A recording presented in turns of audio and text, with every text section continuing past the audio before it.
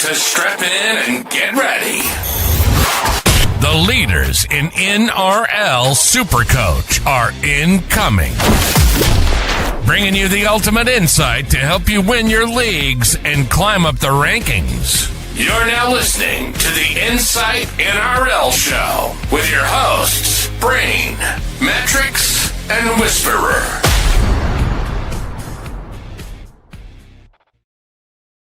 G'day everybody, welcome back to the Insight NRL Show, round 25. Head-to-head semis, as they're behind us, they're done and dusted, and you're either feeling pretty good about yourself or you're not. It's one of those weeks, isn't it, Josh, that there was a lot of chaos, I felt, this week. You know, some monster scores, but also some shitters from some very popular players, aka James Tedesco, probably, 40% of the top 10% of teams had the captaincy on him this week, and it was a big letdown, wasn't it? Very much so. Yeah. You said you're either happy or you're not. You've got two very happy hosts here, despite the score difference. That's the beauty of head-to-head. Braino, one of his head-to-heads that he really cared about, just squeaked over the line, and yet I cakewalked mine, and we are 300 points apart. So it shows you the beauty of head-to-head. I was never in for a good week. I was playing 17 last year with my 17th man, so we were always up against it, but very happy to get the dub onto the grand final in my $500 league, which is a pretty hefty prize pool, so happy to get that across the line. And you're into the final of the Bet or Credit Cup, which is like a 10K prize pool. So, yeah, two very happy boys and two very happy non-James Tedesco captainers. So, yeah, plenty to unpack, but, good week despite the scores. Yeah, there was. There's obviously a lot to talk through. We'll talk about that soon. But, better Creator Cup final. That'd be cool. The starter, I think, was it 12 teams to start the year, or, creators of Instagram and stuff. And the matchup was pretty tricky this week up against Tim Williams, so shout out to him. He's got a pretty solid team, so had to make a few moves that I didn't necessarily want to make to win head-to-head this week, and one of them was to use my final trade on trading out Latu for enough, which I didn't think I was going to have to use as my final trade this year, but it is what it is. I bet you're stressing about teams at 4 o'clock on Tuesday, praying that Jaden Campbell's named. Oh, yes. I've got 20 available players next week. Let's hope. Well, I think I do. Let's see what Tuesday throws up. But, we'll see. We'll see. But, look, so some big scores, some not so big scores. Mate, we'll kick things off, hey? Rabbitohs 40-0 against the Dragons. I thought the Dragons had put up a bit more of a fight, to be honest, but it looks like they've checked out as much as any other team. Good. Souths continue to turn up, which is great. Tallis Duncan, though, freaking hell, man. This guy just keeps putting scores together. 115, try assist, 2 try contributions, a line break assist. Like, this guy can do it all, and he's gone, is that 400s in his last, 6 or 7 scores? Yeah, I think some people put up 700s in 10 weeks or something like that. Like, it's a weird-looking Ewan Aitken, though. It should have been him. That's what we're thinking, because we bought him for this, didn't we? Tallis Duncan's still scoring tries at centre. If anything, I don't know whether moving to centre actually hurts him at all, which is, probably a testament to how well he's playing at the moment. Am I reading this right? Tom Fletcher, 89 points in 24 minutes. That's a solid old PPM. 1 try assist, 2 line breaks, an offload for him. And AJ, I'll tell you what, he was dudded. Probably the record this game, because I reckon there was 2 or 3 times he was unopened and they went themselves. So 87 from him. Ashton Ward, 85. He looked really good. Really liked what I looked about him. It's going to be really interesting what you do next year with Jai Gray. Like, is this just a Trey Fuller? Like, is he eventually just going to go back to Cup? Because you would imagine it's going to be Humphreys and Walker, Campbell Graham at 1 centre, and then you're not paying Jack White $900K a year to not play, and obviously Latrell's Latrell. So it's very interesting to see what Wayne Bennett does. But they were the notable scores. Obviously the big one, Keon Koloamatangi back. A lot of people held, some people bought. 70 minutes from him, which is probably the most impressive thing heading into the back end, heading into finals next week, and obviously round 27 as well. Did you see enough from Keon first game back, 62, to be tempted if you had trades? Look, he played 70 minutes. I think that was the main concern, wasn't it? Like, does he come back off what was it, 4 or 5 weeks, which is, borderline unheard of. NRL physio saying, I think the quickest we've ever seen someone come back from a syndesmosis is 4 weeks, and he came back in 5, I think. So, when you come back earlier than possible, you think, oh, maybe he won't play as many minutes, but he just come out and did exactly what he was doing before the injury, which was just insane. The bloke played with a bloody broken jaw for however long before he ended up getting that ankle injury too, so he's just an animal. Would I be tempted? I mean, look, yeah, sure. I don't know. I'd probably play SuperCoach maybe a little bit differently maybe not, but I'm looking for upside in my final trade, and I think, if you've got Garrick, if you've sadly bought Dewey this week, I'd rather move a centre wing and have a crack at someone with a good matchup rather than getting a 2RF in. That's probably my only thinking. Yeah, I think this week epitomised high risk, high reward when it does go well. I've seen a 1730. I think I saw a 1740 as well. So it shows you that when these high risk, high rewards comes off, then fantastic. But if you need the stability, then Keon Coleman-Tungy could be that guy. For the Dragons, mate, Jacob Little, 73 and 70 minutes, and that's really all there is to speak of. Matty's love child, Damien Cook, put up a 60 and 80 minutes, which was great. Apart from that, Dragons are in Cancun with a lot of the sort of bottom half teams that aren't spoonbound, which you and I are both well acquainted with. So the play for it's a bit of that, bit of this, bit of that.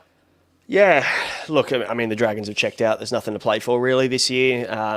It's the perfect, I guess, the summary of the Dragon season is that in patches they've played so well, and everyone was talking about the Dragons up until this point, saying that they've had so many, I think, 4-point losses this year, the most 4-point losses in the competition. So they're getting close every week. And now it just seems like maybe, and to get blown out by the Rabbitohs of all teams when they've gone and competed against some of the top 4 teams in the comp, it just, maybe just shows us that maybe that's their season. Which, look, it's hard to get yourself up at this time of the year, but you've got to, don't you? Especially when your coach's job, I won't say his coach's job's on the line, but everyone's looking.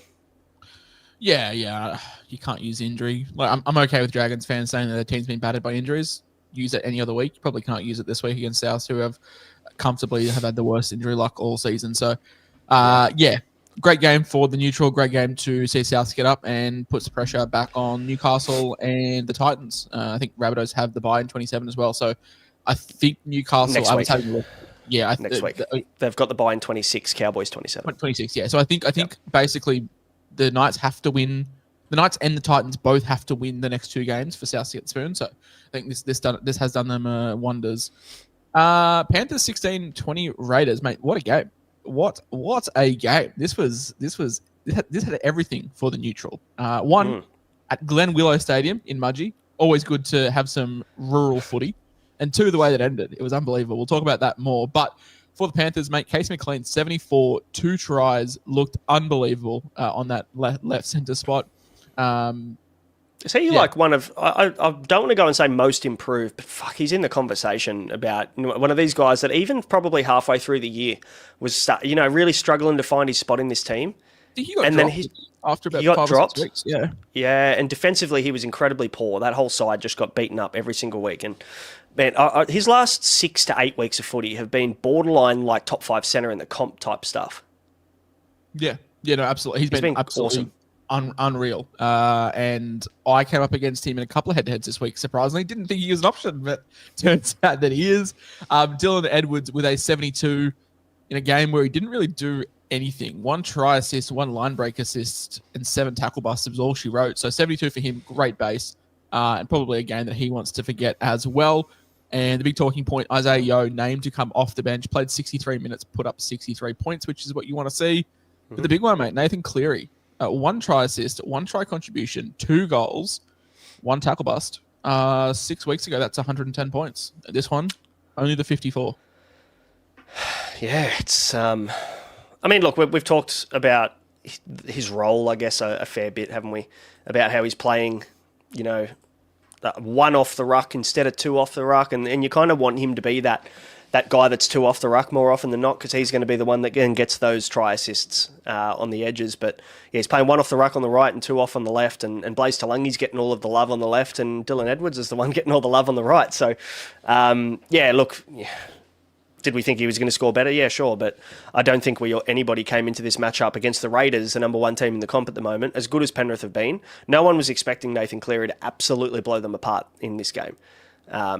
And the Raiders have gone and shown us that they're a heavyweight. There was a bit of doubt floating around that, the Raiders haven't played any good teams and all this other shit. Like, they're a contender. Bit of shark syndrome.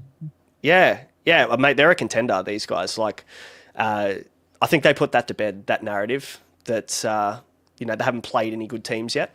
I think they've put that to bed. Yeah. Are they, do you think genuinely that they can do it all? I think they can go close. It's hard because, they just don't have the finals experience, like when you come up against Harry Grant and these guys in finals, it's just a different caliber of footy. And same as Penrith, they've been there, they're seasoned, they know what it's like to play finals footy. The Raiders haven't been there for a while, so it's not a spine that you would think would be there. Weak, Strange, Fogarty, Starling. Yeah. In saying that, though, it was Caesar and Whiten when they went very close a couple of years ago. So, yeah, I mean, not going to put that on there. But speaking of, underappreciated, Ethan Strange, I don't think is not only the best, under 22. I think he's been the best 6 in the comp. By considerable margin. 100%. Yeah. He's been so good, hasn't he? His running game's got to be nearly one of the best running games in the comp at 5'8". And, what he was able to do to a top, let's call him a top tier, a top caliber defense, he made him look silly. He's got that Cam Munster strength about him where you just very rarely see him get taken to the ground in tackles. He just stays on his feet so well. Cam Munster, obviously one of the best in the game as a smaller body. But yeah, Ethan Strange, outstanding. 114 points from him, 1 try, 2 try assists, one of them being one of the greatest match winners I've ever seen. 2 line breaks, 1 line break assist, 7 tackle busts. So great game for him. Joe Tarpany, 108 in 60 minutes. Big positive. Obviously inflated by the try, but I'd be impressed with the 75 base. Yeah. I mean, that's what you're kind of looking for when you pick a guy like that. He's gone missing at different times this year, hasn't he? And then, everyone's started to question him. Now the minutes are starting to come back up when it really matters. He's gone a bit of a reverse on what we're usually used to with his minutes. Usually he ramps up through the origin period and then tapers off either side because they haven't been in contention, but now they are. So it's kind of gone in the opposite, and they've given him a break through that origin period. Now he's going to start to ramp up coming into finals footy. So props to Ricky. 82 for Weeks, which is great. I would say this is Corey Horsford's best game I've ever seen him play. I just thought he was immense. Played 72 minutes. I thought he was just absolutely world-class through the middle there. 73 from Hosking, a couple of 60s for Timoko, Foggy, and Hudson Young. I feel a bit dudded if you're a Hudson Young owner seeing Ethan Strange get 115 and you end up on mid-60s, but he's been absolutely great as well. Yeah, huge base numbers in this game for the Raiders, so they did well. Shout out to them, and basically cakewalking to what I would say is a minor premiership. Back-to-back rippers. Absolute back-to-back world-class games. Melbourne 20, Bulldogs 14. Melbourne top scored by none other than Eli Katoa himself. He's also been just a revelation. We know he's always been in that sort of top 5 2RF argument for Supercoach, but it's always been the consistency that's sort of been up and down with him. We were talking a couple of weeks ago when he put up back-to-back 50s, and we were like, fuck, this has been quite poor. That just shows you the standard that he set for himself this year, and yet another 81, Munster 79, Pappenhausen 71. It's just clockwork for these guys. Yeah, doing it every week. Starting to come into their own. It's kind of what you'd expect from Melbourne at this time of the year. They get a good win up against a good team, and this was more, I think, maybe the Bulldogs' opportunity to go and say, yeah, we're a contender too, and they haven't not done that in this game. But I tell you what, the W would have really helped them confidence-wise after a pretty ordinary month and a half. So, it's tough to go down to Melbourne and win. And the fact they came within 6 has got to be positive for the Dogs, I think. But, the Storm are too good in this one. Pappy, 71 for him as well. Stefano, only 43 minutes for a 61. So he's played some pretty good footy post-Origin as well. I reckon that Origin camp or that Origin series really helped him through the middle of the year as well. Yeah, I thought he was quite undeserving for an Origin spot based off his form at the start of the season, but he's definitely, shown that. I think he's played better than a Max King in the back half of the season as well. So it's, put his hand up for next year. In our group chat today, you said Dane Gagai may be one of the biggest sort of fraudulent Supercoach buys of all time. Obviously was killing it. And then when everyone bought him when they needed him for some centre wing cover, he shit the bed a bit. Can we chuck in round 25 Harry Grant? A lot of people have Blake Brayley, needed a hooker, moved off Connor Watson, and they thought, Grant's been one of the best players in the comp for the last month. It can't go wrong. 25 points in 70 minutes and take off the sin bin. That's 35 points in 70 minutes. It just wasn't. It was just Harry Grant from rounds 1 to 10. But, like, I mean, look, you take off the bin, it's 33, right? And then you add 10 minutes at a fucking 0.5 ppm. You get an extra 5 points, like right? So, yeah, not even 40 points, like, if you take the bin off, which is, you know, look, has he been as good as what we would expect him to be in previous years? No, he hasn't. So, I don't know. Like, I still stand by the fact that I think if you didn't have him, he was a good purchase. You go off historical data, you look at, you know, what they've got coming up. You know he's going to step up, especially without Jerome Hughes, man. Like, he has been playing such good footy since Jerome Hughes went down. So, like, you've got to back him in. You've got to back in the best hooker in the game. And sadly, you just get the bad rub of the green there with the suspension. He'll miss the rest of the regular season now, Harry Grant. So, yeah. And look, if you went Harry Grant and Adam Dewey this week as your two trade-ins, for your final two trade-ins, my condolences. We'll look after you. We'll get you some standard squeeze stuff or something if you hop in my inbox. So I do know that Jake Simpkin will score more points than Harry Grant for the rest of the season. I know that wasn't a very popular post of yours over the week, so stick that one up you. For the Dogs, you also, a couple of weeks ago, floated the F word. The 5-letter F word around Viliami Kikau. You seem to have changed your tune, especially midway through this game. I think I read that you're his biggest fan. Yes. I've never said a bad word about Viliami Kikau. I don't know what you're talking about. 91 for him with the try and a line break. Look, I think it was always because we were looking at it going, you know, his base is great and the BP's up this year, and that's why I bought him, because his BP was up. I know he can find attack, but then he went back to going and getting like 38 to 42 points a game. I'm like, fuck, where'd the BP go? I never thought I'd say this about Kikau, but it seems like he loves the grind. He seems to perform well when the Dogs just go end to end. And I've never thought I'd say that about Kikau. He's definitely a downhill. He has been a downhill skier in time. So it's good to see he's added that to his game. And Jacob Carraz, 70, I wish, 90. One try, and I believe just one line break. My computer is wigging out. And a line break assist as well, yeah. And a line break assist. But yeah, 5 6 tackle offloads. 6 offloads, 14 hit ups. So great from him. Lockie Galvin with the 75 as well. Preston 68. Harry Hayes 61. Harry Hayes starting. Yeah, could be a little. I mean, I want to see him play 80 minutes, but could be a decent option for next year. Yeah, he had the centre wing duel as well. He definitely won't be having that next year. I think that was the appeal for Harry Hayes. I had him in draft a bit throughout the season when he could plug a hole for me, but I'm thinking of Bailey Hayward. Never mind. Bailey Hayward. Same Hayes Hayward. I'm like, yeah. Cool. But anyway, regardless, Bailey Hayward been all right as well. Like he could have been a decent purchase option if you're looking for a downgraded hooker as well, with Jake Simpkin and you know, Jeremy Marshall-King had a cracker this week. We'll talk about hooker a bit later, but Dogs falling a bit short in this one, sadly. Reid Marnie very, very much out of favour on the way to the Cows next year. So Sir Aldo's just gone, you can sit in the 17 jersey and play 10 minutes a game. Thanks, mate. This next game was a peak late August. Both teams have really nothing to lose type of game. 88 points. 88 points put up in this one. Merely 58. Dolphins 30. Don't think any Christmas bonuses are coming for the defensive coordinators for both these teams after this game. But, mate, is he back? Look, I can't say that he's back, no. I can't. Because I can tell you what's going to happen. Late February, we will do either our Manly preview or our fullback preview or our centre wing preview. Mm-hmm. And we'll say, boys, Turbo averaged like 110 for the final 10 rounds of the year. Like, we had that hamstring issue at the midpoint of the season, but like he came back and finished like a house on fire. And we'll get sucked in. I'm already sucked in now. I'm buying him. There's no doubt in my mind that I'm starting with him in that, because he's going to have centre wing duel. Like, you can't not have him. I think you've got to have him.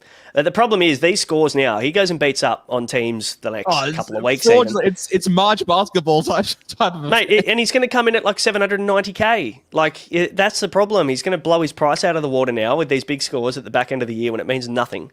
And he's going to be much harder to get, or make it much harder for us to fit in all the players we want next year in preseason. But Tom Trbojevic, 180, popular, or not a popular VC, but whoever had him had an armband on him. I want to shout out one SC Matrix. I think he might be hopping on soon. He's just finishing up an NBA mock draft. This is the greatest trade I've ever heard. I'm going to let him explain the trade, because it's not fair that we talk about it when he's not here. But Tom Trbojevic is involved, and I won't tell you which way it went, but you can probably guess. It's not even this week. It was last week as well. It's the double.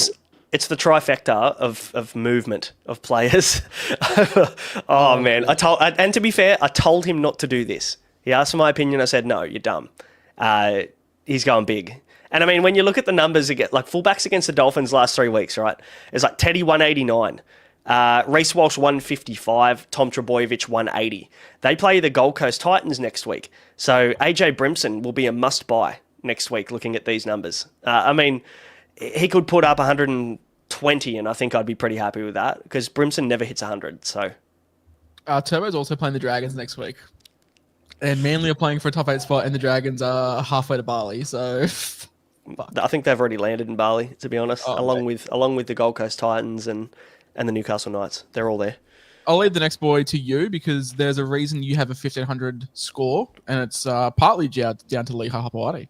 Yeah, it certainly wasn't to do with Philip Sami this week. It was my 1,500 score off the back of Lehigh. Yeah, look, I held him through that little head knock kind of phase that he had.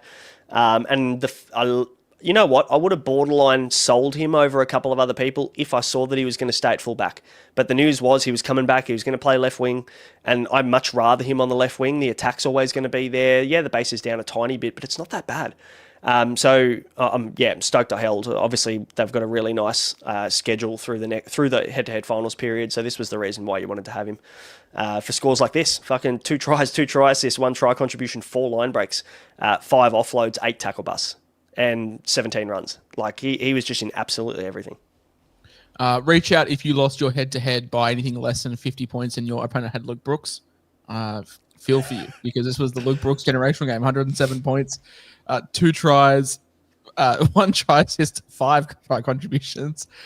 Terry Evans in his 350th had a 115 as well. Kohler with 104. All right. So this isn't a punting podcast, but you bring Luke Brooks up. I've got to mention this. There's a guy that put a slip in, and he saw it on the internet. It's paying 751 to 1. He's put $100 on it. Luke Brooks for a double. But Luke Brooks, no, for a double. Like, I'm not even betting on him for a single. Jeremy Marshall-King to score, Ben Trbojevic to score, and then I can't remember who the last one is. It's cut off, but, like, bizarre. Absolutely bizarre. That's one of those bet slips put out by the bookmakers just to get you Has to be. But that entire left edge was cooking. Turbo with a 180, Kohler with 104, Brooks with 107, and Berber with an 80. So it just shows you that the right-hand side for the Finns was not good. For them as well, though, JMK with 104. I think we highlighted him every week for a hooker, so well done if you bought him. Kolakafa Finifuyaki with a 94. Colony Lemuelo with an 85. Hamiso with a 70 is all she wrote. There's no one really relevant from this game that I want to touch on apart from JMK, so well done if you own him. Jermaine Asako just doing nothing. Oh, died, yeah. Just 25 of the best, so... I think there was a couple of Jermaine Hopgood hate watches. I think Deadly was one of them that was on the I said Hopgood, the Asako hate watch. So big hate watch from him. Next game, Titans and the Wars. Whilst my screen refreshes, if you want to. Yeah, mine's doing the same thing. We're back. Okay, we're good. Back. Titans, Big Tino with a try and a line break. 5 tackle busts for him, 102. AJ Brimson with an 83. I mean, Tino was good. He played 64 minutes. He looked awesome. Back to what you would expect from Tino, or back when what we were getting from Tino when we first bought him. I think it was like, round 3 or 4. So he's quality. Brimson in a fair bit. Your boy Verrills, Josh. This is a big W in the column of Whisperer. 75 and 80 minutes, try assist and line break assist, and just a million tackles. The bloke's just a demon. He steps up when you need him most. Matty, how are you? Firstly, good score. Secondly, we were talking to the chat about your flow of trades revolving around one Tom Trbojevic after his 180. Do you just want to, one, connect your actual podcasting microphone whilst I stall for time? And 2, tell the chat not only what your trade was this week, what it was last week, and was it a third week or was it just the 2? No, so I had Dylan Edwards. And I decided to trade in for Tom Trbojevic for his 58, while Dylan Edwards continued to score 120. And then to what I believed to help me win my matchups this week, I traded one.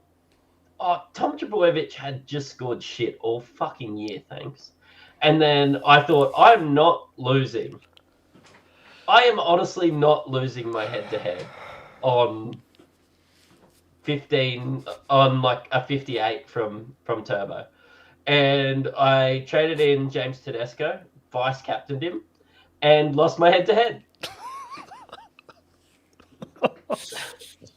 I told you not to as well. I'm going to claim it.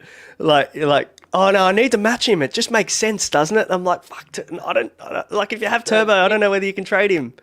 I don't know if you listen when I talk, but I needed to match her. Shout out to Tars. Yeah. Man, that hurts. Well, what did Edwards score last week? Okay. There's more. So Keep going. I was out at the brewery with my family. My sister's back from overseas at the moment, and I didn't realize Greg Marju was out. So Greg Marju went and got me a 0, and I lost by like 30 points. That's rough. So this is what happens when you put your life first. You know, it's SuperCoach first. Don't do that. Don't do that. Also, check Greg your... was rated out. Champ. Oh, Check your mic. You're talking into a tin can. It doesn't sound like it's connected. Phil Sami, though. Yeah, big dub for me for Sam Verrills. Phil Sami. Shout out to Hamo, who you stitched up. Oh, big L for me. I think my 2 trade-ins this week were Phil Sami and Adam Dewey. I mean, that was my suggested trades this week, Phil Sami and Adam Dewey. So they went really well this week. 29 for him in 80 minutes. And you know what? He ended up with some junk somehow in the middle of the game and then lost it all. So, like, he got, like, a massive downgrade. He was on, like, 44, and I was like, fuck. I think I got bailed out here. Edwards got 119 last week when Matty traded him out for Turbo. Yeah. So, yeah. Yeah, it's rotten. It wasn't good. It was like... hang on. So it was Edwards who got 119 for Turbo, who got 58. Yep. And then it was Turbo this week for Teddy, who got a 35, and Turbo got 180. Yeah. Yeah. Cool. Yeah. Cool. Right. And head-to-heads, like, ruined my last head-to-heads I was in. Ruined what would have been an absolutely elite score. Like... Yeah, you would have definitely had the crown this week if you took that on. But fuck, that sucks, man. That's rotten. We've got to laugh at someone though. So thanks for that. Can I tell you what didn't ruin? I won golf on the week, and I won this beautiful hat. So, how many points did you have, mate? How many what? How many points did you have? Oh, I hit so I rolled through. I don't play very often. So I rolled through with a 27 handicap and had a 92. So that's all right. All right, Mr. Yeah, you're looking at like 7 under, aren't you? Yeah, it wasn't too that's like the pros would have been absolutely spewing in that tournament. Matrix is a big sandbag kind of guy on a charity day. Oh, I play 36 and it's like an 80 off the stick. And you know the worst thing? In front of the clubhouse, they saw me 4-putt on a par 3. I birdied this on a par 3. That's fucking crazy. Yeah, I birdied this one hole that smashed the. I've like chipped on, absolutely smashed the pin, and it dropped in. It would have been 40 meters away if it didn't hit the pin too. Oh, rough. It was downhill. Doesn't count unless someone's videoing it. So you have to. You're gonna have to get the camera right next time. I'm assuming you got a full-time videographer for that day. Yeah. 100%. Not a full-time golfer until I blow my ankle out one more time. Bryson DeChambeau, your heart out. For the Titans, Firma with 75 with a try and Brimo with an 83. For the Waz, though, mate, RTS. What a guy. Oh, what was that? What a guy. I fucking wish I bought him instead of Phil Sami. I would have hit nearly 1,600. This has been one of my greatest buys of all time, like 10 weeks ago. He was so good. Yeah, he was so good. I mean, there was 4 options this week. It was RTS, Dewey, Sami, and Taylor May, and I picked the 2 shitters. So it could have gone very nicely. Wait, did I pick Taylor May and RTS in the podcast? Maybe I think I did. I'm a genius. Sounds about right. Yeah, I think I did. Yeah, good call. I'm a wizard. Adam Pompey, one of the greatest draft streams of my time. It won me my draft semi-final, picking up Adam Pompey. Get this, it gets better, right? The rumours about Lomax being out through the week. I forget my draft team all the time. I never change it. I never check it. I just set it at the start of the week. But I'm like, oh, Lomax is out. Actually, he's in my draft team. I better sub him out. So I went and got Adam Pompey off waivers, put him in to start at centre, then forgot that Lomax was out of my team, and then he got named. I didn't change him back, so I sat Lomax for 43, accidentally, would have played him, and ended up with Adam Pompey's 81. One of the all-time great draft stories of our time. What a man. It's something. It is. Aaron Clark's fallen off a cliff. Yeah. Minutes have it. Absolutely. Minutes are exactly the same. It's just work. He has, yeah. Works down, yeah. And you would have thought it went is? up with like no Barnett, but You reckon it's just, I mean, you mentioned it a while ago about, these big minute middles starting to, feel the thump at the back end of the season. Is there a bit of that about this, you reckon? Or is he just kind of trying to have a bit of a break? He's never had to do it then. Well, I mean, they're locked into the 8 now, right? Like they're sitting 4th at the moment. I think they'll probably end up finishing 5th. Like, are they just going, you know what? Let's coast and let's make sure that a few of our guys that are struggling a little bit just can cruise for a bit. It's a long season for someone like Aaron Clark who makes 40 tackles a game and takes fucking 20 runs. Like, the bloke's a beast. He's been a beast all year. They're going to want him at his best come finals time. Do you reckon it's a tactic maybe, or? I just think he's cooked, to be honest. And he's never had to do it. Like, he's played big minutes at hooker, but it's a different ask to make the tackles that a hooker does and also have the hit up. So, yeah, nothing really there. This game was a game. At Seabus, there was more Warriors fans than Titans fans, and believable game. Yeah, Travis Main just ripped fucking Des a new asshole in the press conference. So that was the talking point of this game. Yeah, this game was stoppable on his day. Oh, yeah. Speaking of, Rowan wants to know: does the beer, shirt, and hat all color match? It does. Oh, close. I'll tell you what you need. You need a Little Creatures XPA or a Pale Ale because they're like a very teal green can.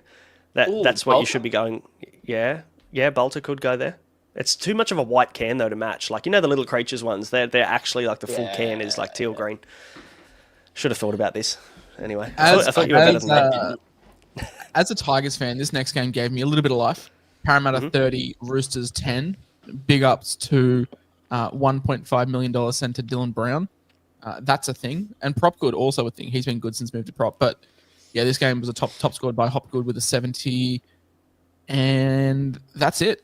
This was a game. Yeah.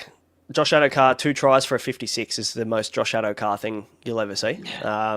Lomax in out all week, apparently, playing cheeky buggers. Yeah. He said that he was playing. The team said he wasn't playing. Social media went into a frenzy. Turns out he played. Probably wish he didn't. 43. Yeah. I mean, look, it allowed me to have a flex this week and have 18 players, so I don't care. That doesn't bother me. It allowed me to drop out Phillips Army's 29. So shout out to Lomax. He made that happen. Yeah. I would have got Jacob Preston's 70, so cool. And I would have won my head-to-head. I only had 17 players, so I was very happy with the 43. It went a long way in my team. So you had to play Latu Finu, didn't you? So yeah, I thought I was a genius when Dewey went off, but no, you're still stuck. For the Chooks, Mark Nwang to Tawase with an 80, Robert Toyer with a 78, and then a whole lot of shit. Yeah, Gus Crichton, 51 in 80 minutes. All BP though, so you can't really blame him. 51 in BP is fine for Gus. The conversation that Gus Crichton has been very, very shit this year from like a Supercoach standpoint. Yeah, people are still hanging on to the name value, I believe. It's very easy to, considering how good he's been and how much of a revelation he was last year when he came back after having that time off. So that's probably still at the forefront of people's memory of Gus as last year's season, but yeah, definitely not the season this year that he. Yeah, but he hasn't been awful. He's just been like, we paid $500K and we're getting 50s. He's been Kurt Capewell from a Supercoach standpoint. Like, yeah, perfect. He's been pre-dropping Alex Seyfarth. He's been fine. Like, he's been low 50s, and that's pretty much all we can say. There's a huge Connor Watson. What has happened? I don't know. He sucks. I don't get it. I he mean, look, when Harry Grant this week. He did. Just. You look at the role that he's playing. Obviously we said at the start of the year we didn't like him at 9, but he started putting up some decent scores. Is he just not rotating to 13 anywhere near as much as he was previously? Like, I haven't paid anywhere near enough attention to him because 1, I don't want to, and 2, I don't have him in any of my teams across any format. So Is it the fact that maybe he just doesn't get those real kind of workhorse middle minutes now? Like, there's no attack either. That was kind of Watson's upside. He was always a guy that, could make a break or facilitate a line break or something through the middle of the park. There's just absolutely none of that. Probably more so trying to get the ball out to Sam Walker, who we haven't talked about yet in this one, but he's Gornsky. I'm just looking at the minute split, right? So, like, Wong played 30, Feketi played 24, then you played 42. But then Radley played 80, Naf White played 60, Collins is playing mid-50s. Like, there's no real minute, and there's like a weird edge split with like Egan Butcher and Wong and whoever else wants to fill in there. Like, it's just a weird minutes thing. And Sam Walker's played 7 minutes this game, so the minutes were there, just didn't come off. Obviously, Watson's been shifted to the bench the last couple of weeks. So that really just I can't play him with a full strength team at all. But Sam Walker, the big second biggest talking point from this game. A lot of people bought him. A lot of people would have sold. I think there was, I don't know which podcast it was. I don't listen to them, sorry. But I think one podcast was floating the idea of selling Hines this week for Walker. Like, if that was your last trade, grim, because Hines plays someone that's not very good. Yeah, they've got a nice matchup next week from memory. Who played the first game today?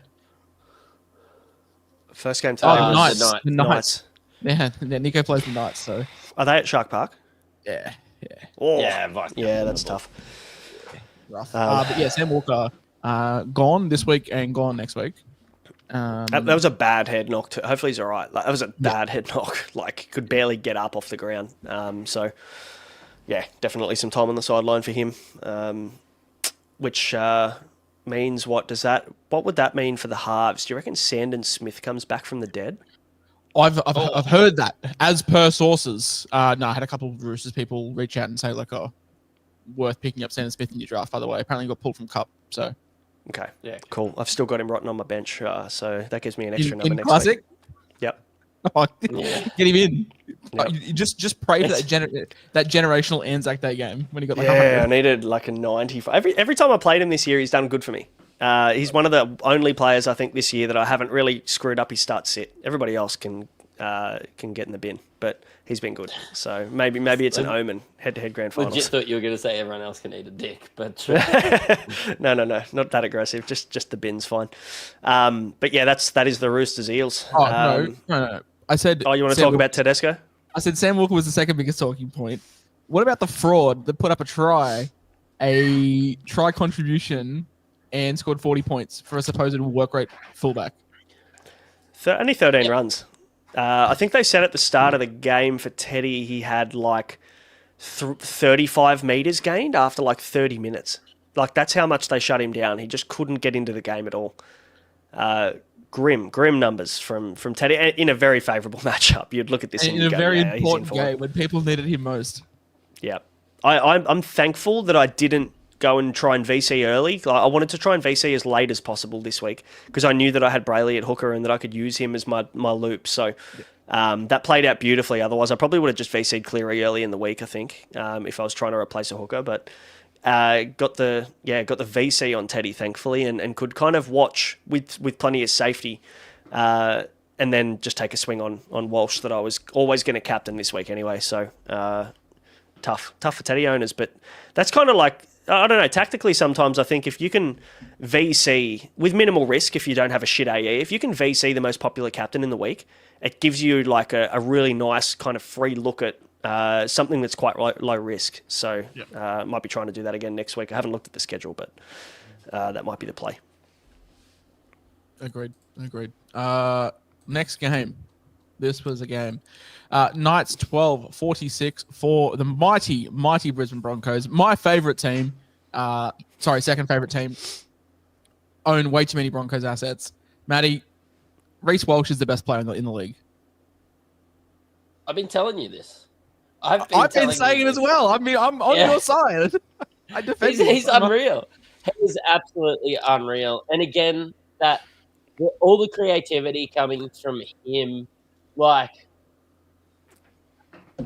man, like if Reno goes or something along those lines, and you needed to save some money, like maybe not having a creative halfback could work for you. Shock horror, when you have probably the best ball playing fullback in the league, maybe you don't need also a top 3 creative halfback.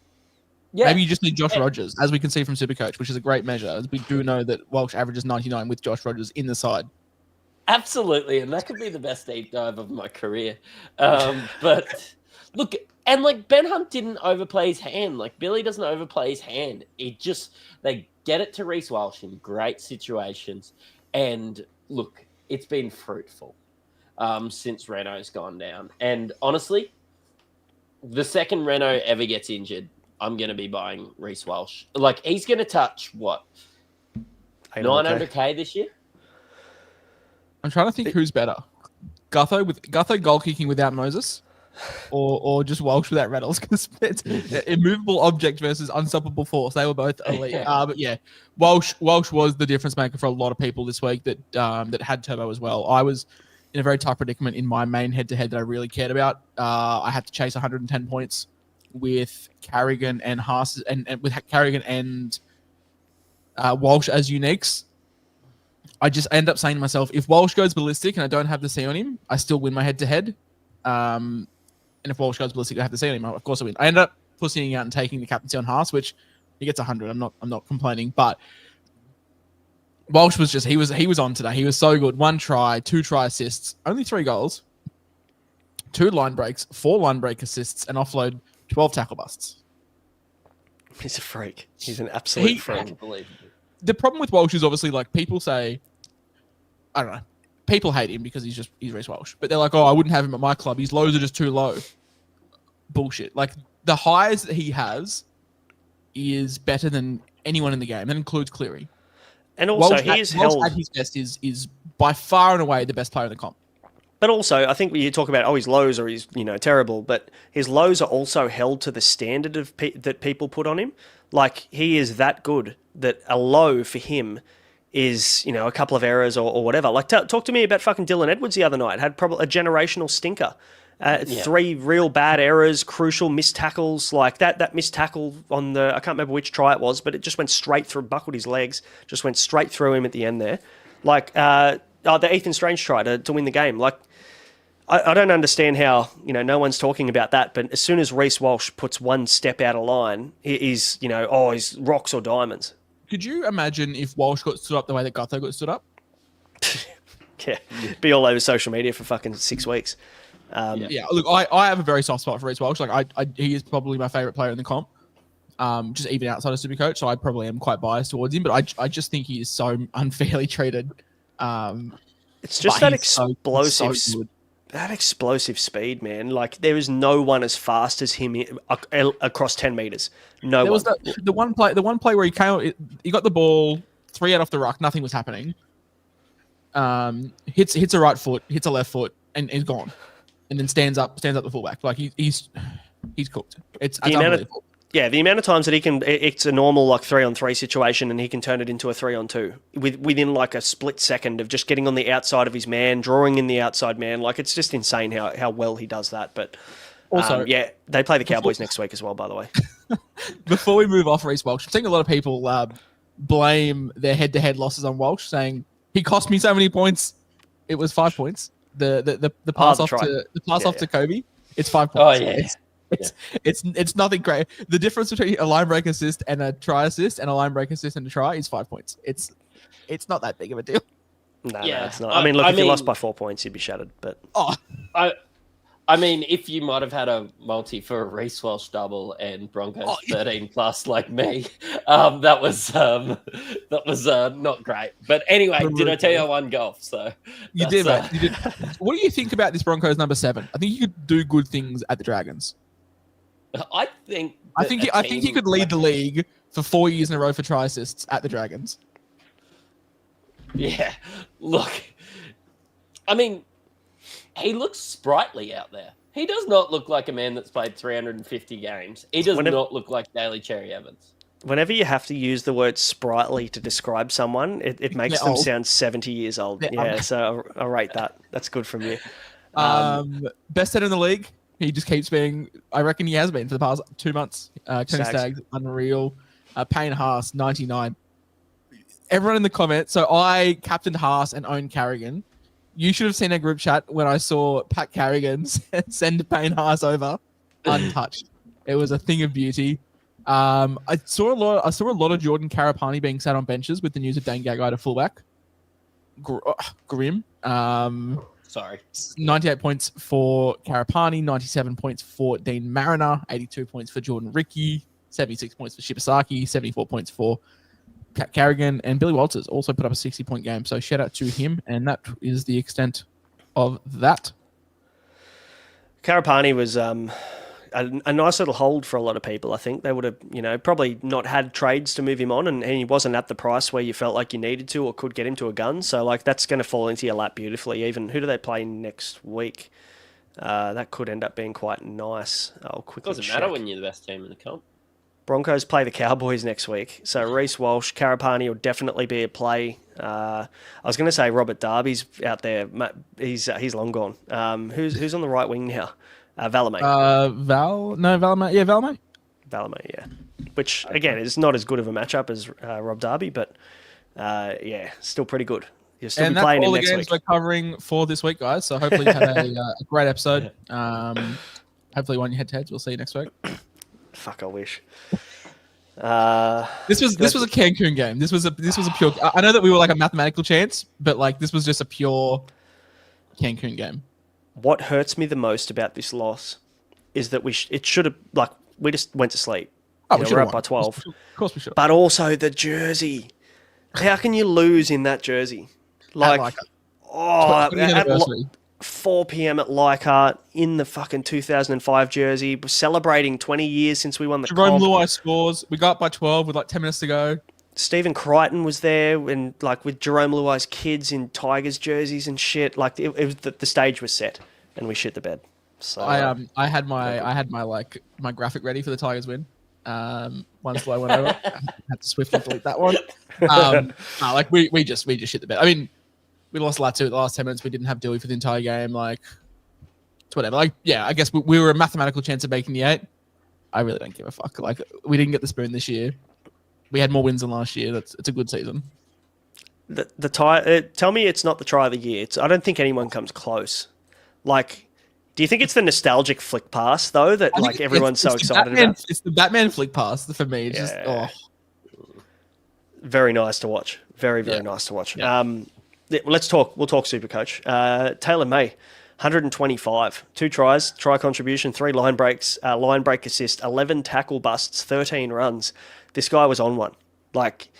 And what was he priced at? Like 480k or something, which is just insane. So last year when he was fucking 320k and we all started with him. Yeah, well, he only played a few games, didn't he? Start of the year and then went bye-bye. So, but look, sadly, he's going to be priced out next year. You're not going to be able to get him under 700k. He's been Braden Burns. Yeah, he has been Braden Burns. I'll tell you what, as a Tigers fan, I pray that Taylor just keeps his fucking head on because he's so good. Yep. He's so good. Yep. I keep opening the app and seeing Terrell May, and I'm like, fuck, I sat seeing T May, and I've panicked twice opening the app thinking that I sat him. Yeah, in matchups, I saw an uncommon player, T May, and I'm like, oh, that must just be a glitch in the app. Or, everyone's got Terrell May, so I don't know why that's an uncommon player. And then I check and I look down and it's got T May down the bottom. I'm like, oh, fuck, they bought Taylor May. And that only kind of popped up in people's opposition teams before the final game when Taylor May actually started. So, a little catching people by surprise in their head-to-head matchups this week. That worked out quite well. Jerome Luai was awesome in this game. Probably one of the best games I've seen him as a Tiger. 2 try assists, a try contribution, 3 line break assists. He was fantastic. So, shout out to him. Dream Buller, 82, Taruva, 80. Terrell, 67. Api Coruscant with the goal kicking again in this one, 63 with Adam Dewey, sadly. Copping a real bad knock. I think it's eye socket cheek.